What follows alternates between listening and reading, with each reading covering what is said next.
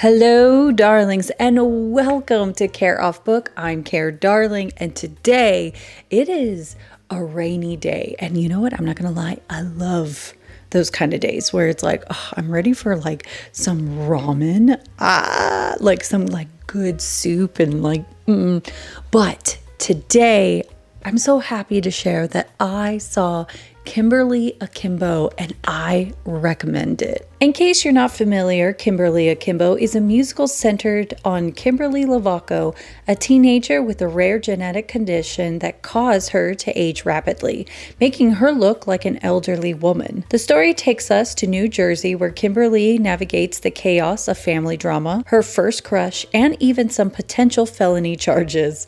It's quirky, heartfelt, and dives into what it's like to face adult-sized challenges as a kid. In short, this musical puts the fun in dysfunctional. Kimberly Akimbo snagged 5 Tony Awards in 2023, including Best Musical, and also took home Outstanding Musical at the Drama Desk Awards. Now it's on tour with the incredible Carolee Carmello in the cast, and I was dying to see it. But I had that lingering worry about ticket prices. Well, guess what?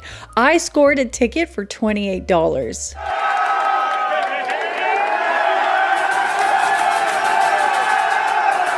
That's right, this is not sponsored, but I heard about this app called Gametime, and I thought it was just for sports and like things like that. But then I heard like, no, they also have shows. So I was like, okay, I'll download it and give it a chance. And then I saw that there was a deal to see the show for $28. And I was like, oh, heck yeah. I thought it was going to be hundreds of dollars, but I thankfully was wrong.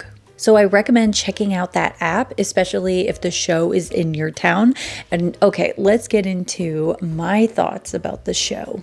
As for the characters, it's a small but mighty cast. Kimberly, ever the optimist, is determined to find happiness no matter the odds, and she's set on embarking on her own grand adventure. Carolee does an amazing job capturing that teenage awkwardness and those growing pains, even though Kimberly's already gone through menopause due to her condition. Her mom, Patty, is pregnant with another girl and battling carpal tunnel in both arms, though I have to wonder if that's a doctor's diagnosis or just something she decided for herself, given her track record. Patty has a bit of a selfish streak and even keeps a swear jar, which says a lot. Then there's Buddy, the dad, who struggles with a drinking problem and can't seem to resist making risky bets at the bar. Aunt Deborah? Okay, I'm not going to lie. I have no idea how to describe Aunt Deborah, except that she is absolutely unhinged, but she kept making me laugh throughout the show. In fact, Kimberly's family kept me laughing the whole way through. Sure, I listed off a lot of their flaws, but I wasn't turned off by them at all. I actually found myself wanting to see where their characters would go next, since each one was wrestling with their own internal obstacles. Now listen, when Patty came out, I felt seen because one, she's pregnant. I'm pregnant. I just hit 7 months recently. So I was like, oh, a pregnant lady, ha ha ha, right? And then she has a camera and I was like, oh, I do camera stuff. And then her song begins and it's Hello, Darling. And I was just... It started off with my reaction being like, oh my gosh, I feel seen. And then all of a sudden I'm like, oh my gosh, everyone's kind of watching my life. And another thing I loved was she was wearing fuzzy socks and slides. And oh my gosh, let's see if I can even...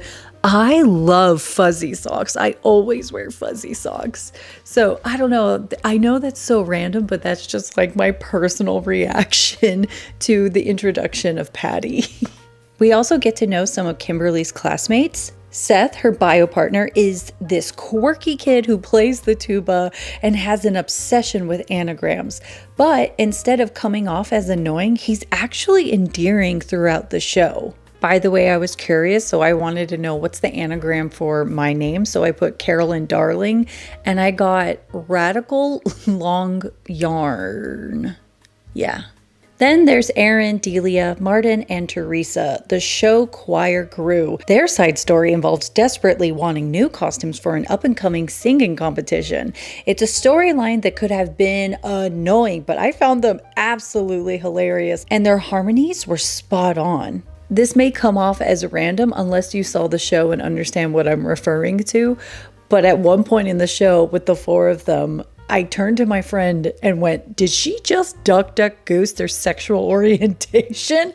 And I was in stitches. Oh my gosh. But okay, wait, as far as the story is so warm and wholesome, and it could have taken a darker turn, but it didn't. And that's what made me gravitate to this musical.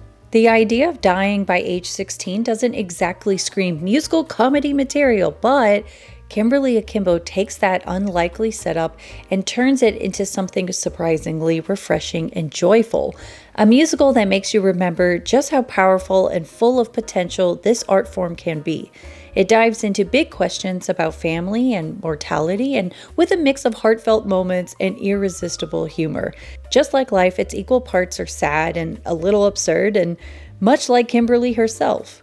Kimberly Akimbo is a rare gem that's almost impossible not to fall in love with. I can totally understand why this won Best Musical, and if you're wondering about the music, my honest opinion is the music kind of sounds like typical musical theater sounds. I don't know if that makes sense, but it's not the music itself, it's the lyrics that I was falling in love with.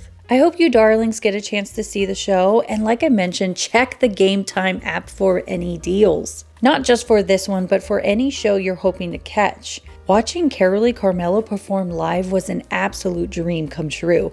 I even sat up in the balcony, and trust me, it was worth every second. I actually bought binoculars for this show. That's another thing I recommend. Get binoculars, not the opera glasses.